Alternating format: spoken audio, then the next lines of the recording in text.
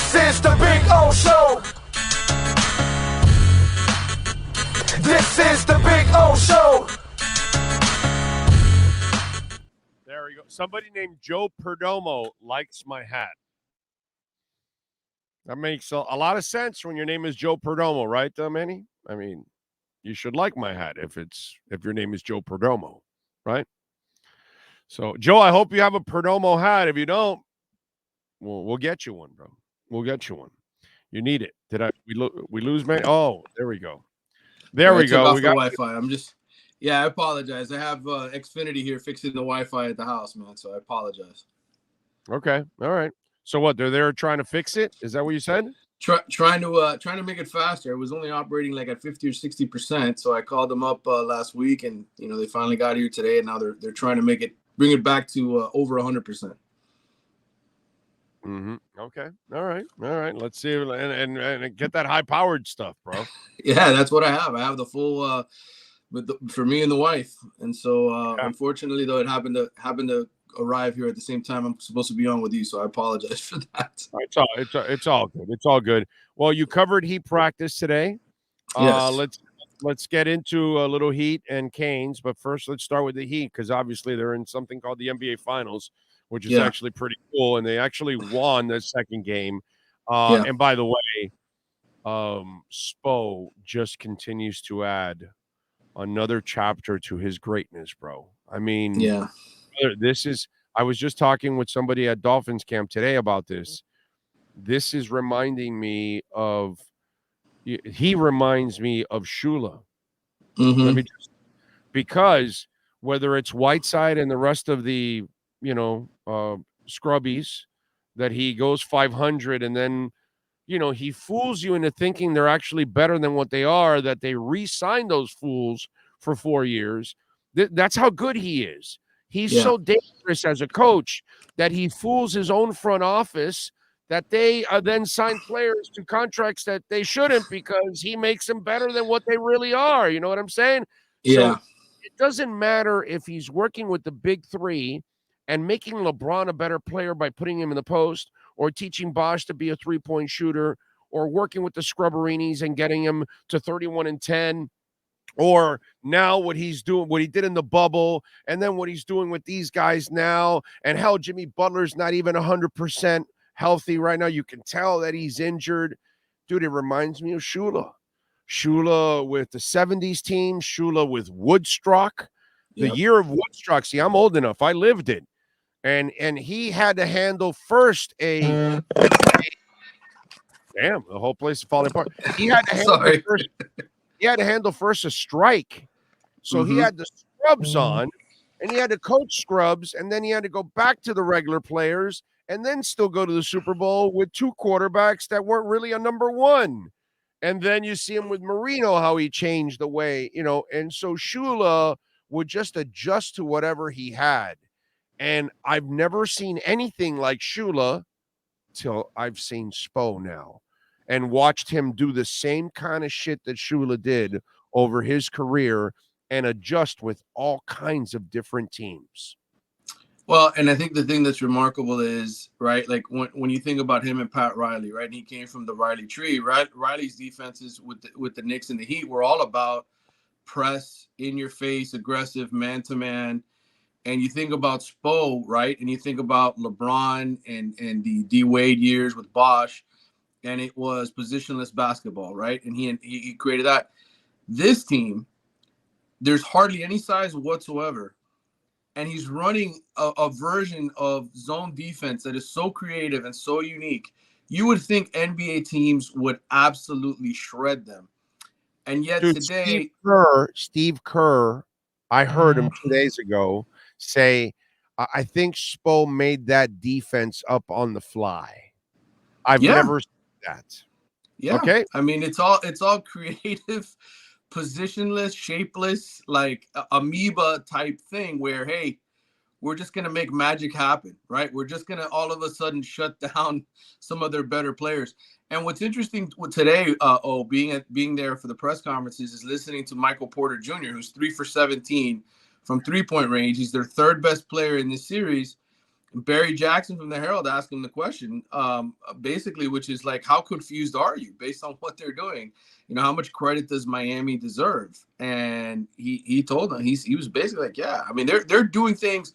We think they're going to do one thing and they do something else. And it's always keeping them on their toes, reacting to what it is that Denver's doing. They automatically, you know, that's coaching. That's just teaching your guys throughout the entire season to prepare for a moment like this, to be ready for a moment like this. And, you know, I talked with Anthony Chang for a long time. I know you've had Anthony on your show before. He was just like, man, I never expected this, right? Like, I never thought in a million years this team would be able to be capable of this. But, you know, Spo's remarkable. To me, he is like that unbelievable starting pitcher who the first time down the order, right, in the first 3 innings when he's pitching, he attacks the hitters one way. Then the second time through the lineup, he attacks them another way. And then the third time, he unleashes a new pitch. I asked Anthony, I said, do you think he's got enough to beat this Nuggets team? Like, enough of a repertoire where there's going to be enough variations? And he said, yeah. He says he could do it. He thinks that Spo's got the capability to do it. The question is, will the Heat keep making 3-pointers the way that they did in Game 2? And I think that's ultimately what decides the series is how many threes can this team hit, and can they do it consistently? Nobody's asked this, and I don't know what. Not that he would answer it, and not that they would answer it, but I'm just wondering, did anybody ask it yet? Has anybody asked Spo or Jimmy, are you injured?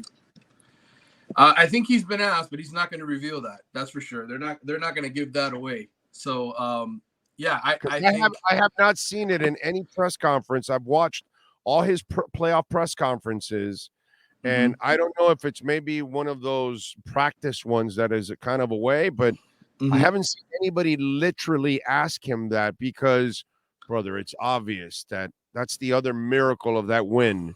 So, because I can't see you winning this series without Jimmy Buckets. Yeah, we haven't seen Jimmy Buckets in the last 4 games, dude. Okay? Hold on one second. Hold on. Yeah, you're good.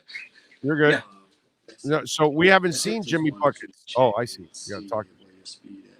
Oh, okay. And then just let me know real quick. And I'm sure. With the cable and everything right here on the show. From 9 to 10. Very polite Xfinity guy. It's very polite. Guy. Thank you so much. All right. Yeah, he apologizes for that, but we had to communicate there for a second. He had to let me know what was going on. But go ahead. I apologize. No, it's fine. It's cool.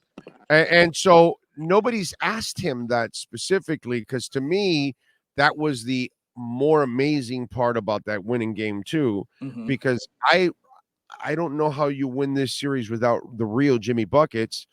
And you haven't seen Jimmy Buckets for the last 4 games. Even that game that he scored 28, bro, he took 28 shots to get to 28. That's a terrible night. Well, I think good. You go back to Game 2 against the Knicks, and I think that's really when he hurt his ankle right there on that play. He hasn't been the same guy. You think about how many shots he's had blocked or just not been able to. He doesn't have the same lift on that foot. And that was, something I talked about with Anthony today is, it's remarkable they're doing all of this with a guy who's maybe at 70%, 60%, and these are the kind of injuries, though, when you think about it, guys playing through these kind of foot and ankle injuries, it's like Grant Hill back in the day, right? When he played through that ankle against the Heat, it's like they have lasting effects. Like, this is going to affect Jimmy. But that he wants to win a championship. He knows they have a chance to win a championship. And this is the time of year where you play through that stuff. So, it'll be interesting to see what happens going forward and what they can get out of him. But it doesn't seem to his credit, yeah, he is a willing participant in being involved in everyone else's success. Right. And because there's lots of stars that would mail it in and would not give you the same kind of effort and would not want to be a part of setting other people. Man, think about this. In the last 2 games, how many times have you seen Jimmy penetrate, get to the hole, and then just to pass it out? He doesn't go up to lay it up or anything, which we all know he has vice grips for hands. You're not going to strip his ass. So why isn't he doing it? And it's because what you said, he can't get the same lift all the time. And it seems like he saves himself for a couple of moments towards the end, like he did the other night. And it's just weird, man, that he's not close to 100%, and you're this far already at this point. You're 3 wins away from an NBA championship with a team without its second best scorer in Tyler Hero, and really just a bunch of hungry guys, dude. Just a bunch of hungry guys that are doing whatever it takes. It's an amazing story. What's up with Caleb Martin? Did you guys get to talk to him? Where is he mentally? Because I don't think it's a physical thing. I think it's just one of those where, you kind of hit a little bit of a wall after all that success. So what's the deal with Caleb? Is it injury or is it mental? No, I think it was illness the last couple of days. He talked about that today. I wasn't around for his interviews at the podium because they spread us out. They've got 9 people talking all at the same time. So it's one of those things you got to pick where you're going to be. And I was in conference room 2 with Max Strus and Gabe Vincent and Cal Lowry.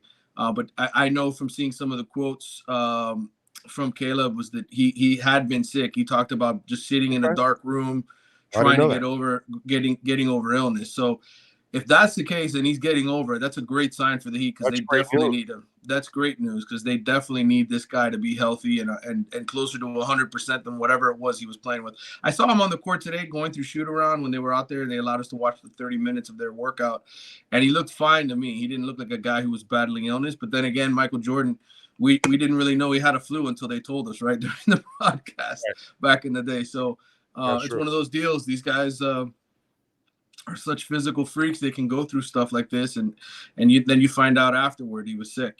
So that's what the deal is with Caleb. That is awesome news because I was kind of worried that it was a mental thing, and that because it didn't look like an injury, but now you tell me it's an illness because I didn't see like you look at Jimmy and you can tell he has some injury. Something's going on. That's a physical thing, right? But with Caleb, I thought it was, maybe he got so much praise in the Boston game that his head got a little big. No. Good. Yeah. So where is he right now physically? Is he turned the corner on that, or what? He mentioned that he's feeling better. So I think being home, sleeping in his own bed. Remember, they went straight from Denver to Boston pretty much. So, I mean, it's you play 8-9 days on the road like that. It's a physically taxing thing on your body. And so he's home. He's getting the medication he needs. And I think he's doing better. So we will see. I think that's why he missed the practice, by the way, before game 2 was the illness. So. Okay. Well, I'm glad you covered this because I don't know what the hell to ask you about the Hurricanes, to be quite honest. You know me, I'm a brutally honest guy. I don't know if there's anything going on with the Canes that I can ask you. Is there? Baseball? Well, obviously it was a disappointing ending, right, for our boy Gino in the regional. They ended up losing to Texas. And then now this is a big recruiting week. I will say that. This is a big recruiting weekend. I know we can talk about it more on Friday before we have one more appearance this week talking about that. But a lot of important recruits. Mario needs some victories here on the recruiting trail, and I don't know that he's necessarily going to get them now. Again, I tried to express this to you months ago when people bring up recruiting and team rankings and all that stuff. It's hard to have a great second class in a row when you're coming off a 5-7 season. People now have seen how terrible you were on the field, and those recruits are a little nervous and scared. They want more proof of purchase, and you can't do that until the fall, until the season starts, until these new coordinators are able to show you what they can do with their players and that the product looks better. So they have a lot of visitors. They've got a lot of people lined up this coming weekend, 4- and 5-star guys, top 100 recruits. David Stone from Bradenton IMG Academy. I have the list here. Colin Simmons from Duncanville, Texas. Dylan Stewart. These are all 6'5", 6'6", 240, 235-pound edge rushers, defensive tackles, big dudes. They're trying to stack up talent on that side of the ball. But I caution Miami fans who are disappointed with the recruiting class right now and see only one blue chip recruit among the 9 commitments. A, it's early. B, they kind of have to show something this year on the field if they're going to get these kind of guys. And so, yes, it's a good sign that these kids are here on campus, but you can't be disappointed if those kids go elsewhere because what did Miami show them last year? Not a good debut year. And this is where they're in this vicious cycle, Manny. Yeah.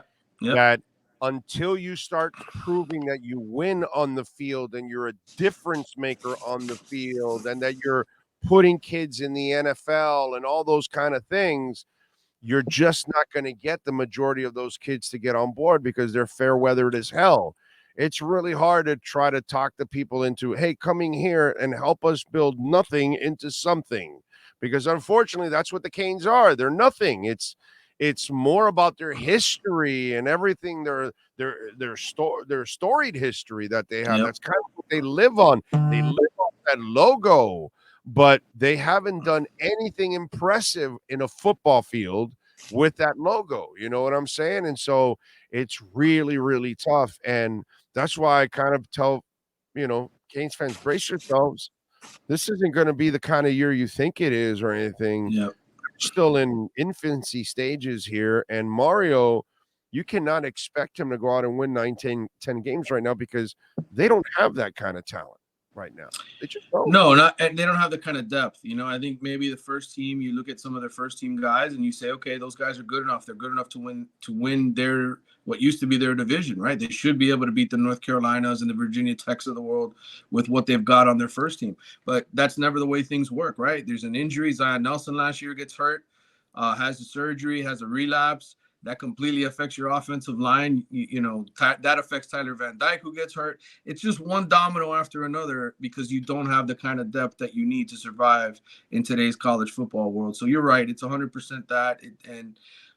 Again, what comes first, the chicken or the egg? For Miami, it's hard to get a lot of these kids to buy into something that they haven't seen this university do, which is win consistently. Yep. All right, what do you got going on the Athletic?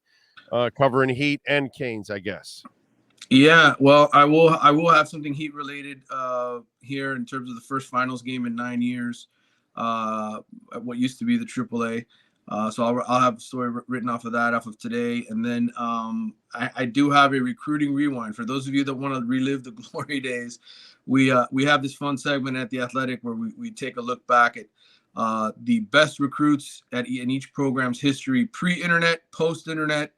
So it's kind of a fun read. It's up there on the website. We've got a couple of other schools on there as well.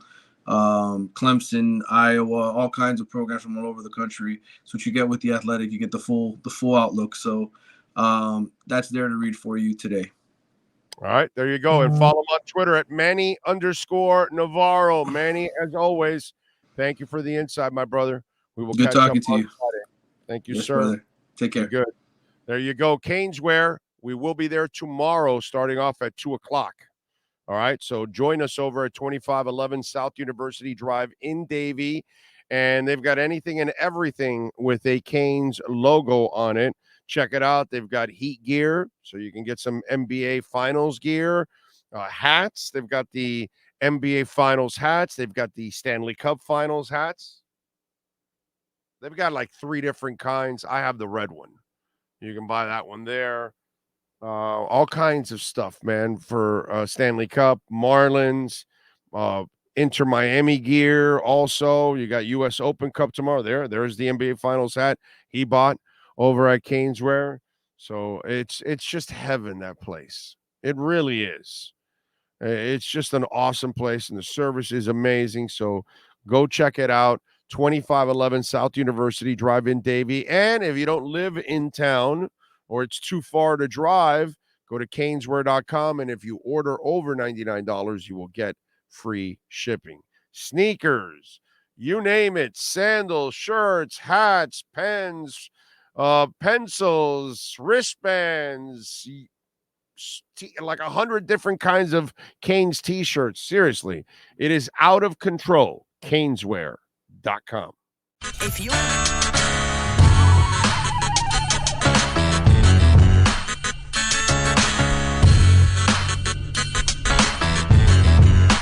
This is the Big O Show.